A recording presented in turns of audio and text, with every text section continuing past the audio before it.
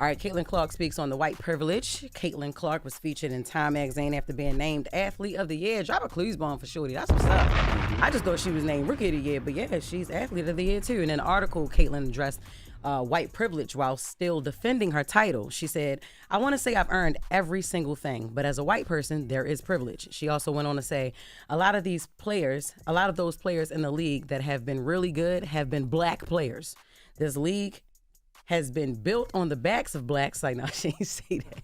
She said, this league has kind of been built on them. The more we appreciate that, highlight that, talk about that, then continue to have brands and companies invest in those players that have made this league incredible, I think is very important. I have to continue to try to change that.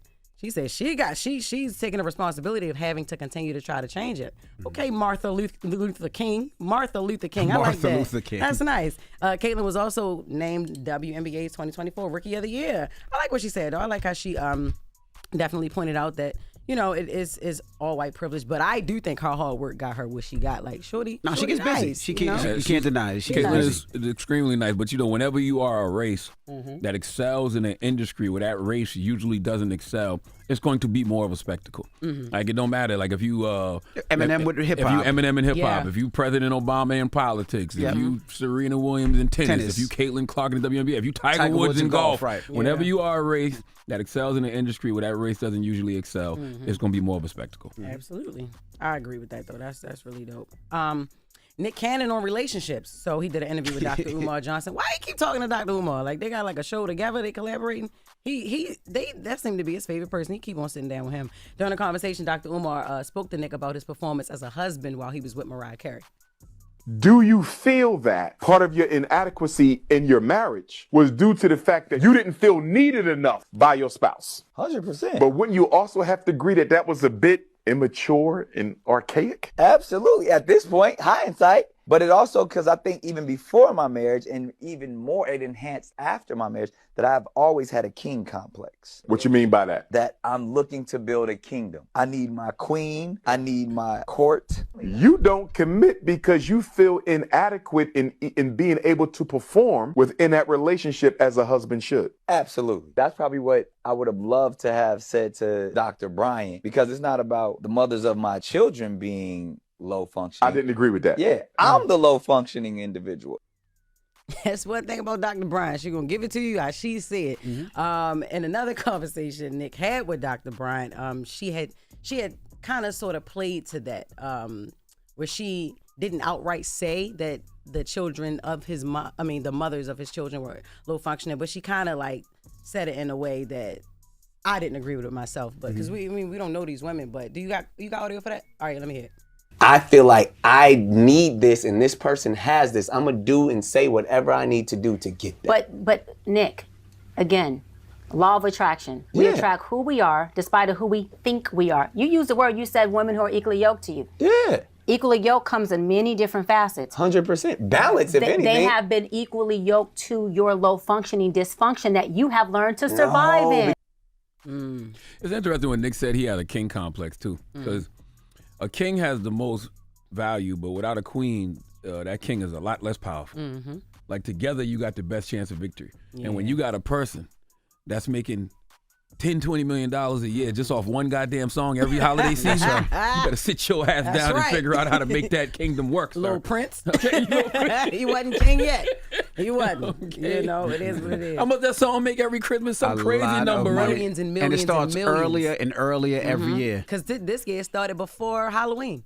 So, yeah. And it makes me wonder, too, right? Like, when you're in that situation, you're not really looking at that person as a person. You're looking at them as what they bring to the table. Which is like kind of sort of competition a little bit. Yeah, you shouldn't be comparing what you do to what she do. You should just be saying, am I a good human? Is she a good human? We do this together. Are we raising good children? Yeah. Right. You understand what I'm saying? Like, it shouldn't be about what y'all do. So it was clown complex. A little bit. Is that what you call it, Dr. Jess? Yes, okay. I think that's what that should be diagnosed as. But we do know Nick Cannon got 12 kids, and including baby Zen, who passed away at 5 months, with 6 different women. Right. So, yep, that's that.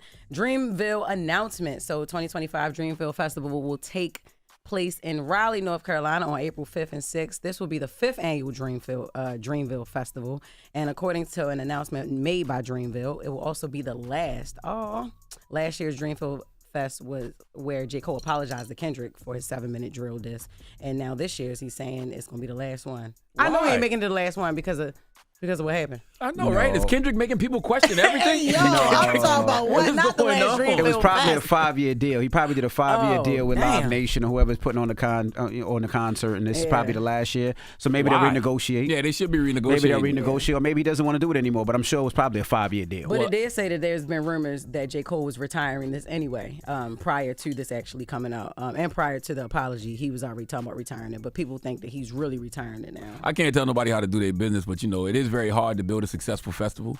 Like, as many people have tried to do successful festivals over the last decade, not all of them stand out. Dreamville is one of them that stands out. And he brings a lot of money to a city that, probably needs that for the economy. During that weekend. You know what I mean? Like, what is that? What's that? Fayetteville, right? Fayetteville. Yeah, to have that type of big ass festival in Fayetteville, that's a big deal. A lot of people make a lot of money when he does that weekend. So I don't know. I would hope that he considered all of that before he decides to end it. Or maybe he's renegotiating. Maybe he's moving on to somebody else, or he might just say, you know what, I just don't want to do it no more. And that's his opinion as well. He retiring as a rapper. The festival too, because it said 5th and final festival. He's retiring as a rapper. But yeah, he said he's retiring as a rapper. Who said that? That's what the producers just put it in the doc right here. He said that he is retiring as a rapper. Damn, Kendrick, you gotta take a break. Kendrick, you got Hey, after the Super Bowl, you gotta take a break. You know how Kendrick be taking his 5-year break. Yeah. Kendrick, take a 5-year break so these brothers can feel comfortable. These niggas can't wait until he go back on another break. Oh my God, this is crazy. He said he is done, and the festival is in Raleigh, not Fayetteville.